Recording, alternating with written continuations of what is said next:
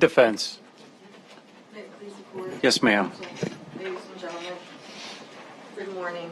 As I was introduced previously, my name is Kathleen Fitzgeorge, and I, along with Donald McFarland and Rex Barrow and Jay Brazell, who you've already had met and listened to, have the privilege of representing Jimmy Ray Rodgers. Jimmy, would you stand up, please? Thank you. What you heard from the state attorney is what they believe or expect or hope the evidence will show. But it's a bumpy road because they haven't told you everything. The bulk of the evidence, the overwhelming evidence in this case, which I'd ask you to keep in mind that evidence comes in the form of both physical evidence collected by the police as well as the testimony of the people who come in and talk to you. The people that, by and large, the police spoke to. And what you will hear is a lot of evidence about Mr. Wright and Mr. Sievers and their long-time relationship, decades long, that they were boyhood friends, known each other for decades. But I submit to you that the evidence will also show that they had quite a bizarre relationship. Although Mr. Sievers came out for the wedding, Dr. Sievers did not, for the wedding of Curtis Wayne Wright and Angela Wright. And it is alleged that it was during this time, on the wedding weekend of Mr. Wright and his wife, Angela Weidman Wright. And you will also hear that as a result of what the police learned from Mr. Wright and Ms. Schumacher is a story. But what they came up with was a theory. They came up with a theory. It's always the husband, must be the husband. It's not an unusual theory, it's very common. In fact, we hear all too much of it frequently. But we would ask you to listen for the flaws in this case, because there are many. And the evidence will show that the police spent a great deal of time and effort by law enforcement in collecting physical evidence and the testimony of witness, which came much later. There was a crime scene. The police were called by Dr. Petritis. The police and EMS arrived. They went in. The crime scene is where this crime actually took place. And the Lee County Sheriff's Department has crime scene technicians, pretty experienced, pretty good what they do, and they began looking at the scene and collecting the evidence. They took all kinds of blood. They swabbed everything they could for DNA, and they found a hammer. And I'll get to the hammer, which is interesting. They looked at it, they collected it, they analyzed it, they sent it to a variety of different labs, state, also privately held, run labs as well. But none of this tells us very much. It provides some theories and opinions, but I would ask you to listen to all the evidence. Please don't form an opinion as yet. You've agreed to presume that Mr. Rodgers is innocent. We've asked each and every one of you to do so and to maintain that.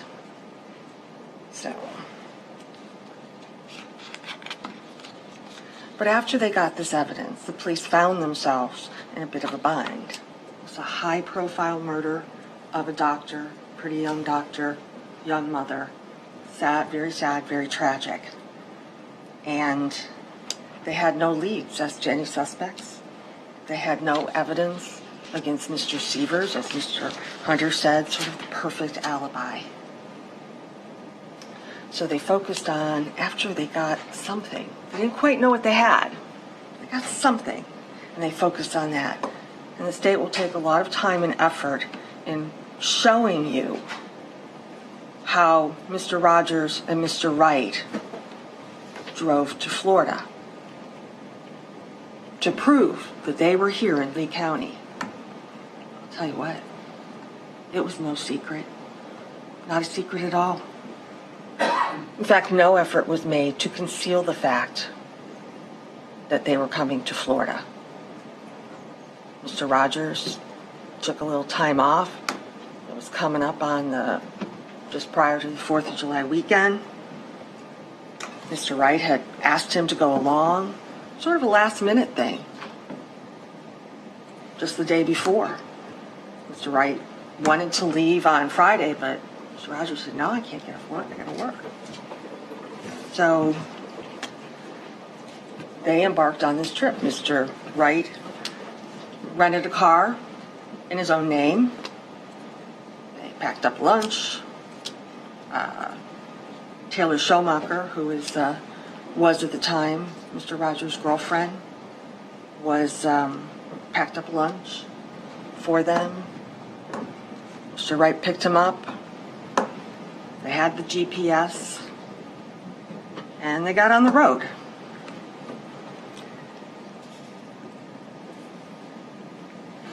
And it was Mr. Wright, you will hear from the evidence, who, he didn't take his phone, his personal phone.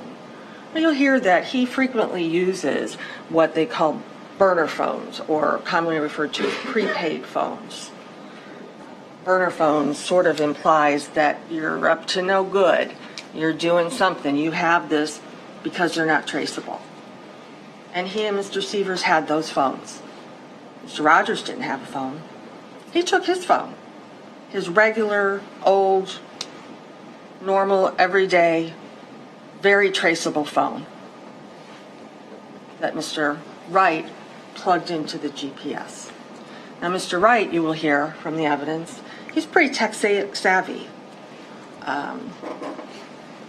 He said a lot of things. At one point, he said that he was, he's got a couple of degrees in engineering. He works on computers. He develops software. He does works with cell phones that he installs and works on security systems as well. So he knew. He knew that Jimmy Ray Rodgers had his phone. You will also hear that from Ms. Schumacher that Jimmy Ray Rodgers was taking pictures on the way down. She saw those pictures when he got home. Taking some pictures, not concealing anything. When they got here, they went to the beach. All kinds of video surveillance up and down the beach. They went to Walmart. I would venture to say that just about nobody expects to go in Walmart and not be on some sort of video surveillance. They bought some items for the beach, for their stay here.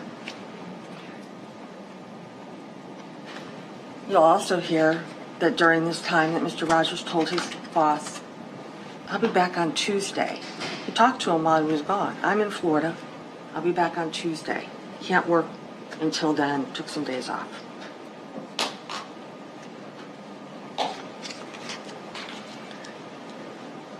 Mr. Rodgers' boss, who is not part of the company at Doe Run, we anticipate the evidence will show that Mr. Rodgers worked for a separate contracting outfit owned JV Contracting, not for Doe Run, but he worked at Doe Run. And that they do, in fact, have these coveralls. They train their workers, the people they hire, but sometimes the training on people that work with the contractors isn't so good, and people take home the jumpsuits or coveralls, and frequently people use them to do other things like painting. It's not uncommon. Ms. Schumacher will tell you that Mr. Rodgers had brought her home occasionally to be washed, not necessarily knowing or realizing about the lead contamination at Doe Run.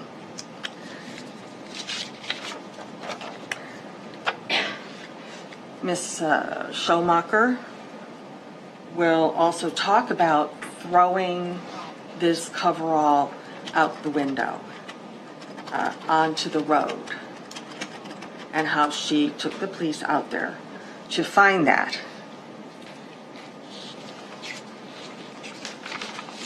Is this one that was in Florida? Is this what was taken? Why was it thrown out the window?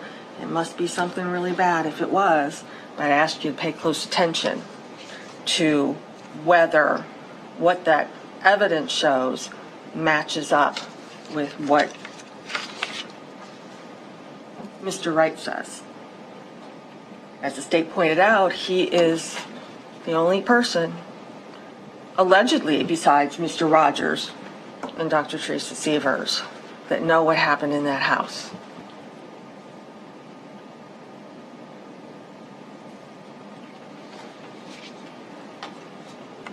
Mr. Wright will also tell you that it's very common for him to use all kinds of burner prepaid phones. And Dr. Petritis will tell you that it's very common for Mark Sievers to do the same. I'm not here to represent Mark Sievers, not in the least bit. I represent Jimmy Ray Rodgers. And what you will hear will show that he was not part of any conspiracy, and he did not kill Dr. Teresa Sievers. And you'll hear that. You will hear from Mr. Wright a lot of things. He made numerous statements, 8 at last count, starting with, I wasn't there, I didn't do anything. Moving on to, I don't know anything about that, must have been somebody else. Moving on to, well, I was in Florida, but I was outside, I didn't go in. I couldn't, I couldn't do anything like that. All the way up to, I took a hammer and I hit Dr. Sievers in the head numerous times.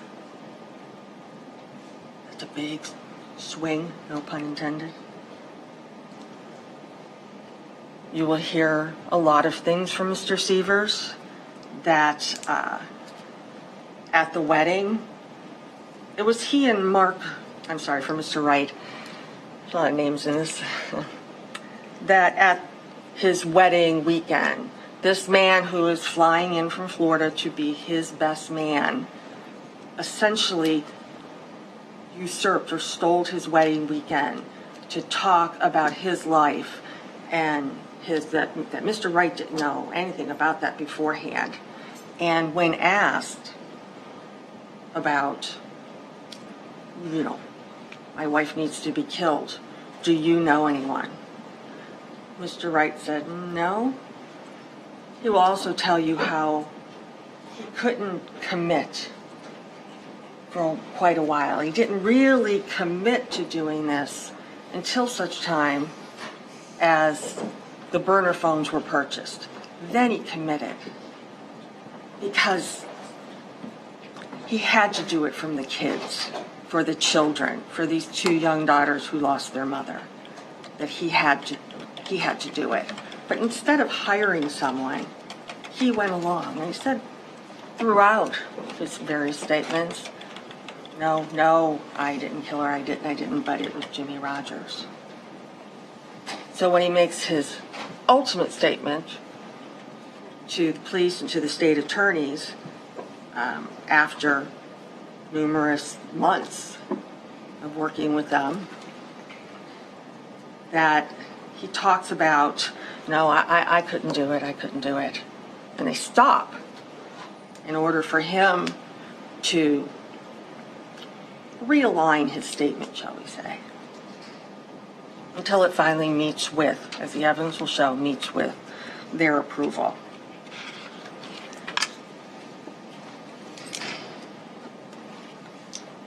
And so he can get his plea bargain, and a bargain it is. But what you will find out is that Mr. Wright never told Mr. Sievers about Jimmy Rodgers, nor Mr. Rodgers about all his conversations with Mr. Sievers.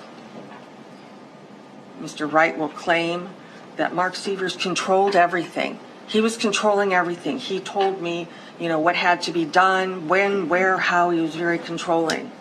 Except when Mr. Wright and Mr. Rodgers showed up here, he will tell you they had no plan, none. Not as to where it would happen, how it would happen, what item would be used. So when I talk about flaws, this idea of a hitman coming down to kill Mr. Sievers' wife is simply not true. There was no plan. There was no agreement as to compensation. Certainly none with Mr. Rodgers. Mr. Wright will tell you various things, that there was a plan that, Mr. Rodgers could come in and he could steal the coins that were there. That was going to be his payment. Oh, wait, no, it was antiques. Going to steal antiques as return for killing a woman. At one point it was, $10,000. So there's a variety of things going on here. So when you're considering credibility, consider the credibility of this one witness. And pay attention. There was absolutely no communication between Mark Sievers and Jimmy Ray Rodgers. None. At any time. Yep. Mr. Wright, the middleman, the puppet master, coming forward with a statement.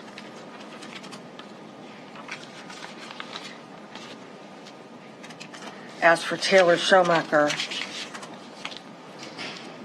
the evidence will show that the police, however they were contacted or contacting her, she had made inconsistent statements as well, that the police were aware of what they had in Ms. Schumacher, an unemployed, uneducated, single mother of 2 at the time. We learned she was pregnant with Mr. Rodgers' child in 2015. We will hear that Mr. Rodgers was her protector in terms of physically, financially, and emotionally, until she hooked up with the police. That the police convinced her that Mr. Rodgers was guilty of this and that he would be put to death. They threatened to take away her children. They threatened to arrest her and charge her with being involved in this. And they told her that Mark Sievers and Jimmy Rodgers, not Curtis Wright, would both be getting the death penalty. So she shouldn't have to worry anymore. But most importantly, they paid her. They began paying her when she asked for money to give her statement. And they paid her money to put deposit down on a place to live because she had been living with Mr. Rodgers. And they gave her money for deposit and rent. They also gave her $400 a month, each and every month, paid by the Lee County Sheriff's Department, and has been receiving it and is still receiving it as her agreement in coming in to testify. They told her about $50,000 that she could be eligible for. So, again, judge the credibility of where it comes from. Most importantly, looking back at the evidence in the case of physical evidence, we would ask you to pay particular attention, because that physical evidence is wholly inconsistent with what Mr. Wright says happened. Entirely inconsistent. From the hammer to the injuries to Dr. Sievers. But it made a good story. Got him much lesser sentence. The evidence will show you that this was the independent act of Curtis Wayne Wright. If he was in conjunction with Mark Sievers, we don't know. We're not defending Mr. Sievers. But it will show that this was more of a crime of passion, perhaps produced out of rage, perhaps by someone who knew her, like Mr. Wright. The evidence will show that Mr. Rodgers is not guilty of conspiracy. He's not guilty of first-degree murder. So at the conclusion of this trial, I'm going to ask you to protect him. As a citizen of the United States Constitution. Sustained. Sustained. As a citizen. Objection. Can I both sides approach for a moment?